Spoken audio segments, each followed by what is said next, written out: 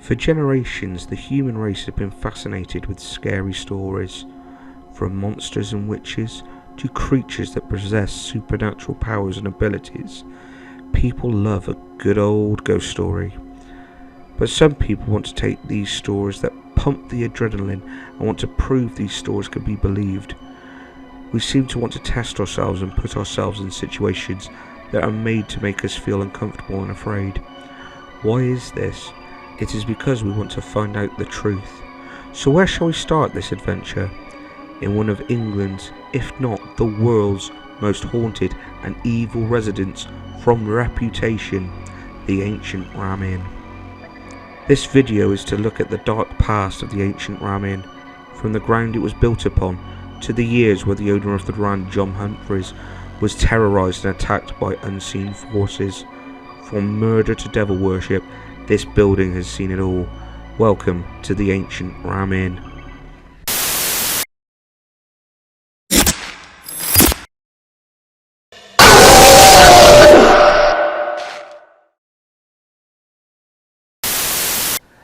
Hey guys, John and Heidi here, and welcome to the premiere episode of UK's Haunted Hotspots, where for the next 7 episodes we will be showing you and sharing with you all the time and experience we had in the ancient Ram Inn.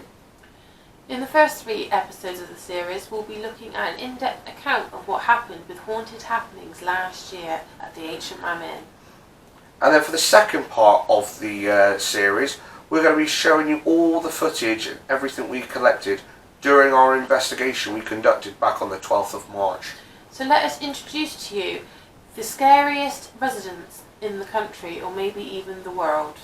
And the first room we'll be looking into during this series is the Mayflower Barn.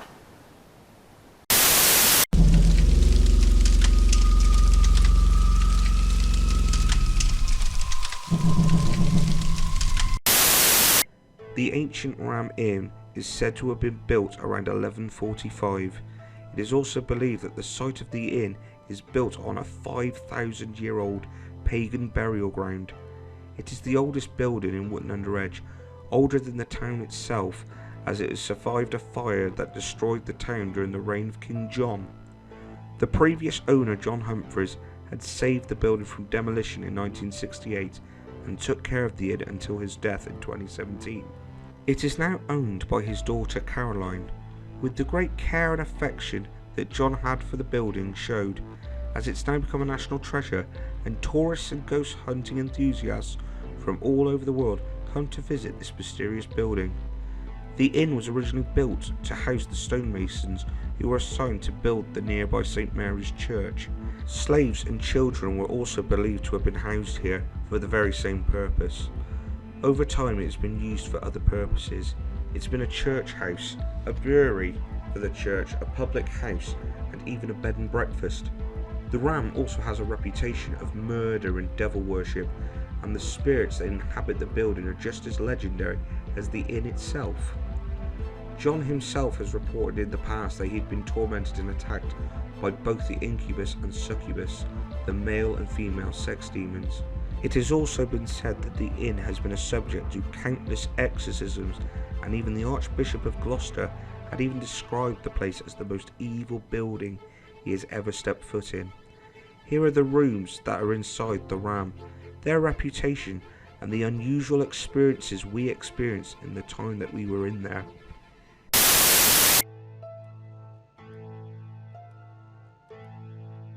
We thought we'd start the video on where we began our investigation, in the Mayflower Barn. The barn is the oldest part of the ancient Ram Inn and is notorious for activity. We started the investigation all sat round in a circle. We took part in a vigil with Haunted Happenings, a ghost hunting group who visits various sites that reported paranormal activity takes place. We will put the link in the description of the official Haunted Happenings website below if you are interested in any of these events. So there we were, 20 of us in the group. 7 of these people made up my group. We would call out for anything to happen with not much success. Heidi called out and asked if a spirit would knock on the wall or to let her know if they were present. That was the only response we had until one of our members, Nikova, felt the wrath of something nasty in the barn. I mean, I honestly, the barn was the first room we went into, wasn't it? Yeah, I think we all went in and sort of sat down wherever we felt like, and he said, "Who wants to stand in the doorway?" And no one offered, so I went and held it with him. Because you're just a freak. Because I just don't bother me. And they had, I remember, like, they had this flashing orby thing behind me, and the guy said, the girl said, it'll flash either green or red. Was it like the weird sensory ball? Yeah, and to indicate, picking up nearby spirits. And I was keeping an eye on that, like, literally, and I saw it flash, like, red a couple of times. But I was like, nah, it just could be like, whatever. And that kind of time was going on, and everyone was calling out, and I mean, my perception is me stood in a doorway looking out into. I was sort of sat at the opposite end, so where you were in the doorway, I was sat like at the end of like the seats, so I could sort of see the entire way down. Mm-hmm. And like every like couple feet, there was like sensors and like the balls and whatever, and just watching those, and obviously they were sort of flashing every so often whenever we asked something. And I think there was a word one where they sort of picked up fake words, wasn't there? Yeah. We had like banana and priest and all that a few times, didn't we? And that's who that. And I just remember it sort of leading up and just flashing every so often and saying random words. And I can also remember them encouraging a young guy to call out, and they said there was a bang from the other side of the room. So from where I was looking in, it was the other side of the room, and that really shocked a couple of girls that were sat to my left. They had to leave, didn't they? At the end? They left. They left after the incident that happened to me. They couldn't take anymore. Yeah. And someone said something. I don't know if it was John or someone said, "If there's anyone here, touch me." Yeah. And then I felt this burning sensation on my bum cheek. And I thought and I jumped so hard, I was literally down on the floor here, I'd fallen. It felt like somebody had done that on my bum cheek. Like scratched you. And it was only until the next day when I asked my husband to have a look, and he then decided to have a go at me because he thought I was cheating on him because it was teeth marks. Now, had I been not so modest, I would have taken a photograph, but that's not the kind of girl I am. But I do have my husband as backup to say that for 2 days he didn't speak to me because he thought I was having an affair. So that was an incident that was funny, not at the time. I think, you were freaked out and you sort of left for a minute. The rest of us, I was pissing myself. I walked on my own up to the bathroom. I thought it was hilarious. I sort of like had a minute, calmed myself down, followed you upstairs, and you were a bit like shaken up. You're a bit like something literally just bit my fucking eye. Yeah. I didn't say bye to that point. I was very much something just grabbed my arms. Yeah, you're right. And it's only the next day that I looked, and it was a bruise and teeth marks that I went, oh, something bit me. Funny though. I want compensation. Brilliant. And then that kind of made me a little bit sort of nervous for the rest of the visit, because everyone else was a bit like on edge. Really, you sure? Yeah, and I was like, it hurts. Something got me. Something physical got me. This wasn't an entity. Well, it was an entity, but something with teeth made a mark on my bum. So I don't know how it got there. All I know is it hurt. And I shit up a load of people. It was silent, I think, after he asked that question. Like he said, I think we had to go for a break after that. Can you touch someone or whatever? I think it was silent for a good 10, 15 seconds, then you just let out a massive scream, fell over, started hyperventilating, and we were like, what? And you were like, something just grabbed my ass. I swear though, when I think back, and I think I said it that night as well, literally seconds before I felt the burning sensation on my bum cheek, I felt something breathing on the back of my neck. A few people had that, didn't they? Yeah, and it was audible breathing on, and then the next thing I know, I'm being, violently attacked.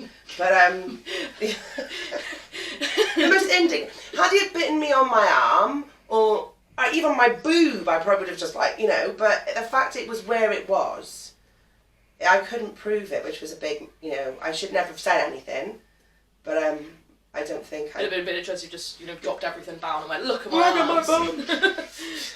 These poor strangers. Yeah. Yeah, that was good. So that was the barn. That isn't the only time an attack like this has happened to a random member of the public. Multiple accounts of people being thrown across the floor and dragged around, clawed, bitten and even punched. People have cited shadow figures as big as 7 foot moving around the room. There have also been sightings of shadow figures floating in the air. It has been suggested that many have been residents of the Rams past that have committed suicide from hanging. Whether it was on purpose or an accident will remain a mystery. Even people have witnessed shadows rising from the floor. I personally didn't experience anything at the time until later, during the last part of the investigation. Hearing movement behind me, the random bric-a-brac that surrounded the room made a sudden movement in the corner I was sat.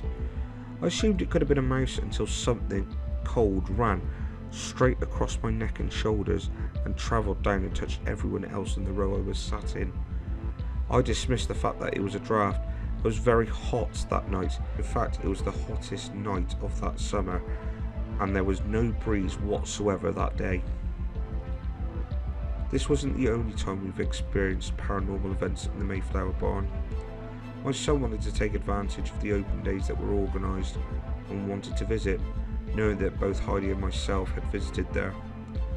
One psychic had her phone recording all sorts of random light phenomena flying around the room. I spotted a random flicker of light above someone's head. It was very hard to dismiss what I saw, as it looked like a random electrical charge above someone's head for a brief second. The psychic had been asking questions to anything that was in the room with them. I'm very sceptical about psychics, but according to her, there was a little girl called Abigail that was drawn to my son and wanted him to interact with her. Here are a few clips of what had happened. Okay everyone, so we're live back in the Ram Inn, and this is the barn in the ancient Ram. So we're just seeing what's going on in here, because it has been picked up that there's a child in here called Abigail, and we've been getting lots of orbs show themselves just across the screen. So once again, if you do see anything, let us know.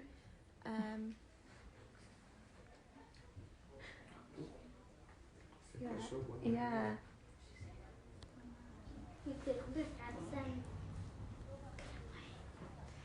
Thank you for showing us. Do you want to show you some more?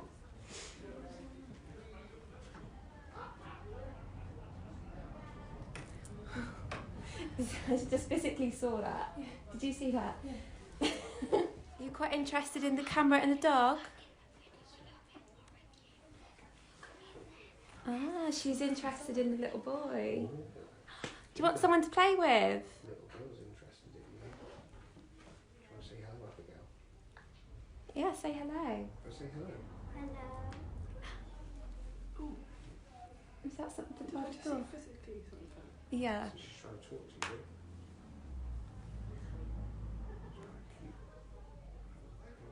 Who's talking to me? You've got in shock now, haven't you, that someone said hello? Yeah.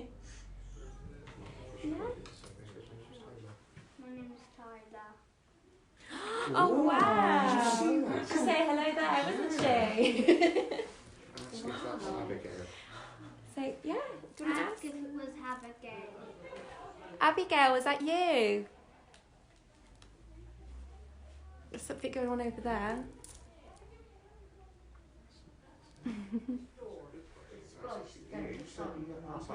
Abigail, will you let me know hide and seek? In my property where I live. You hear that, Abigail? Would you like to play hide and seek? Yeah. See, it's got worm in, but not. It's got a bit. Or would you like to show us in here where you are? Well, yeah. It's like 13th century, isn't it? It's 13, isn't it? It is, isn't it? Is it 13? Everyone's shy. There's too many people in here, isn't there? You hear that, Abigail? Can you do that again for us? Maybe we should know a bit about the stars. I think she was, because when all those people come in, it all stopped, didn't it? Maybe she is playing hide and seek. You've got to find her. Maybe she is. So where do you think she is? Over there. Over there? On that side of the fireplace?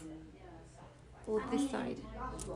I mean this, like this side. Ah. Is that like That's left, that's right. Do you want to ask? There's energy. Yeah, there's energy coming in there. Yeah, I saw it go past then. After church on a Sunday.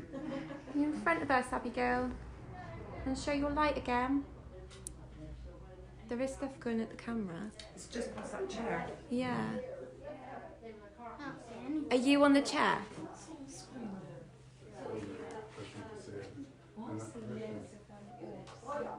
I don't see it. I don't, like, physically. If I'm going to do this, I don't physically see Yeah, I think she might be. anyone this bit, but I would say here. There.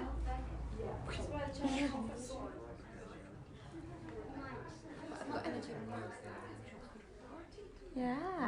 Abigail, would you like to go to the party tomorrow?